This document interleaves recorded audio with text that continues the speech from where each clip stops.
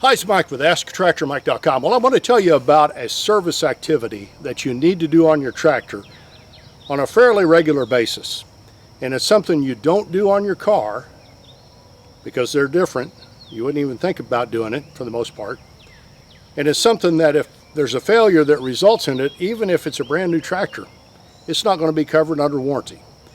And the repair bills can be really high for some of these failures that are caused if you're not doing this one thing. And that's keeping the bolts on your tractor tight.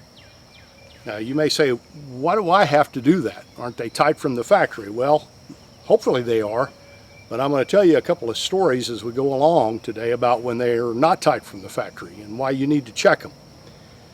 And what goes on with a tractor that's different from your car, you might check your lug nut bolts on your car once in a while to make sure they're tight, but most people ignore all the other bolts. But a car is going down a smooth highway and it doesn't vibrate a lot. A tractor's in a rough field bouncing around and there's lots of vibration. So there's a really good chance, if you've never checked the torque of these bolts I'm going to tell you about today on your tractor, that you've got some loose. And you get enough of them loose in the right place and you've got a disaster. And again, if it's on a new tractor or if it's on one that's right at the end of warranty and it happens, it's on you, because it says in your owner's manual, and this is a bugaboo of mine that drives me crazy. I wish the manufacturers would put that really front and center where you can see it. You need to keep these bolts tight. Here's the size sockets you need for them. Here's the torque specs for them. But they kind of bury it in the owner's manual. And if you don't read the owner's manual, and a lot of folks don't, you won't know you've got to keep those bolts tight. So what do we need for this project today? Well, first we need our owner's manual. And I've got an owner's manual for my tractor, and I also got one for my front end loader. And we're going to check the loader bolts, so you'll need both. Get you a Sharpie, and when you find buried in this manual the torque specs for all of these bolts I'm going to talk about today, write them under the lid, and I've got them here under my lid of your torque wrench. And then you won't need your owner's manual again. I write down the size of the socket I need, the location of course, and then the torque specs. And so when I pull out my torque wrench to go tighten up these bolts, I've got the specs right here. Don't have to go looking for the manual. I bought a Tecton, and I'm plugging the brand. It's on my Amazon affiliate page. It's not a snap-on, but it's a good mid-level torque wrench. If you don't have a torque wrench, Tecton's good a brand as any to get. I don't use it very much, maybe once every 2 years when I remember I've got to do this. But if you want to go to my Amazon affiliate page, and there's a link in the description below, you can buy the same thing, cost you the same as it did me, and I get a little credit for it, and it is much appreciated. But you'll need your torque wrench, and you'll need some probably metric sockets, which I also got from Tecton.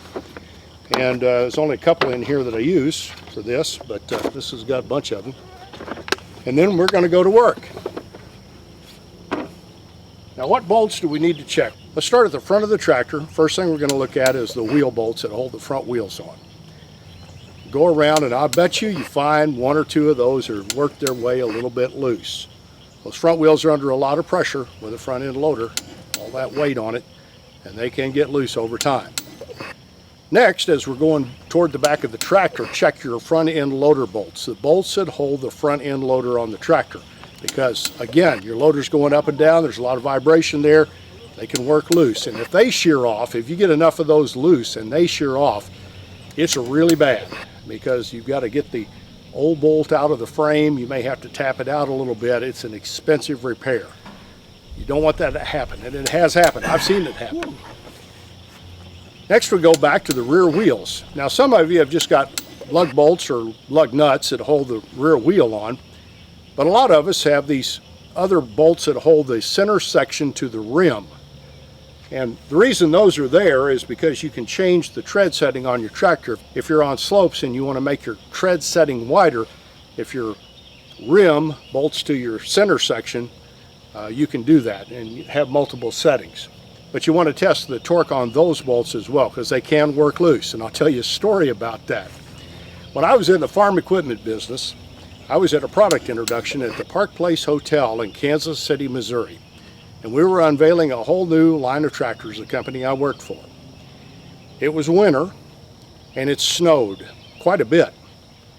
And out in front, they had some demo tractors that were being used, and I hopped on one of them. Anybody that was there could get on one. I thought, well, I'll get some seat time. There was a heater in the cab and a blade on the back of the tractor, so I'm scraping snow around the parking lot.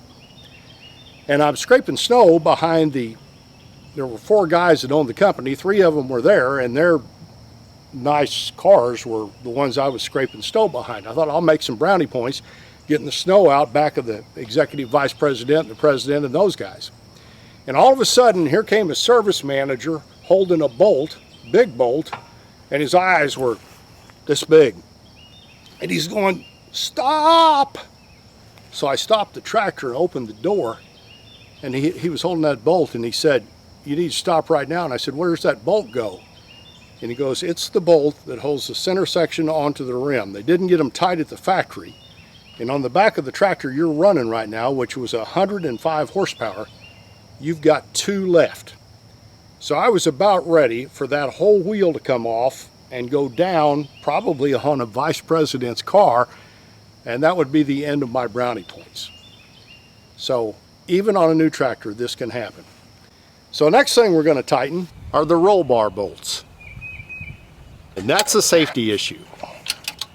The next bolts we're going to check, we're going to go all the way to the back of the tractor, and underneath is the drawbar bolts.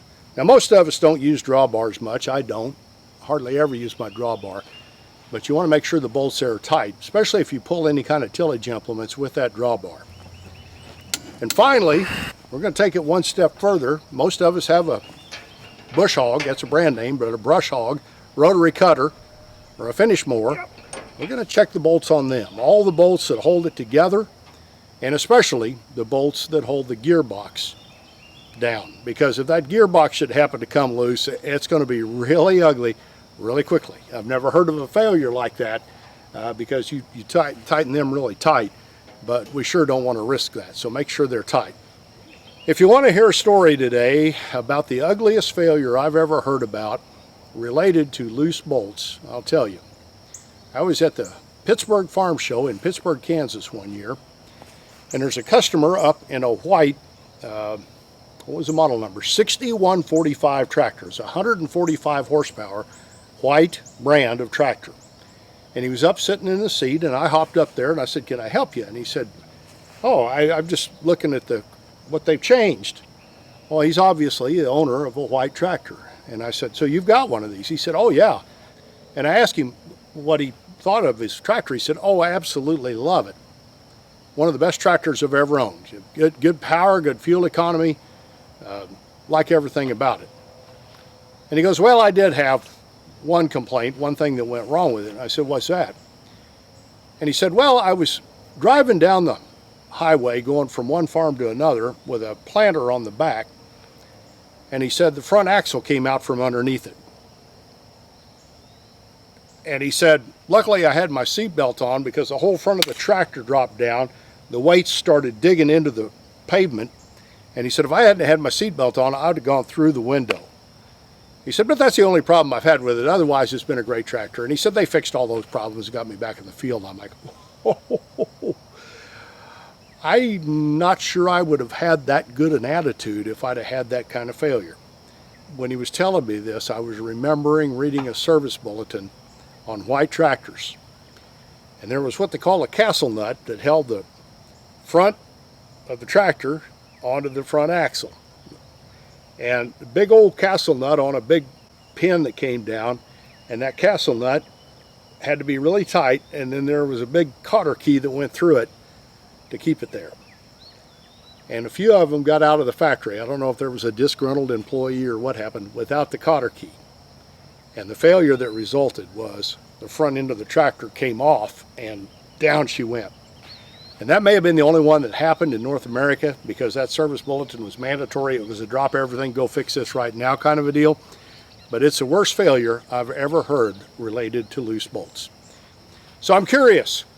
Watch this video, go out, do what I've done, tighten all the bolts up, and let me know how many loose ones did you find. And have you ever had a failure related to this? If you get delivery of a new tractor this time of year when it's busy and the dealers are going as fast as they can to get everything prepped and delivered and serviced that they can. Understand, a lot of times their bottom person on the totem pole is the one that preps the tractors. And they've got a checklist of all the stuff they're supposed to do, and they may do it and they may not. Finding good help right now, as you know, is hard. People that care and do what they're supposed to do. But if you've got that person prepping your tractor and it's brand new and you just got it, go out and check the torque on all these bolts and make sure everything's cool. Appreciate you watching my videos. Here's a link to subscribe to my YouTube channel, and if you do that, that helps me out. I would appreciate it. Here's a link to my website and the Tractor Fun Store with cool things for sale for the tractor owner. It helps support my channel. And here's a couple other videos you might want to watch. Thanks for watching.